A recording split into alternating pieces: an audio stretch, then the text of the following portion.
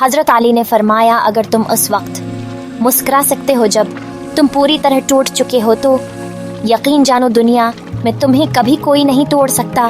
If you can smile when you are completely broken, then rest assured that no one in the world can ever break you. اچھے لوگوں کا تمہاری زندگی میں آنا تمہاری قسمت ہوتی ہے اور انہیں سنبھال کر رکھنا تمہارا ہنر. Good people coming into your life is your destiny and keeping them is your skill. لوگوں سے یاد کرنے کا شک مت کر کیونکہ جو انسان اپنے رب کو بھول سکتا ہے وہ سب کو بھول سکتا ہے.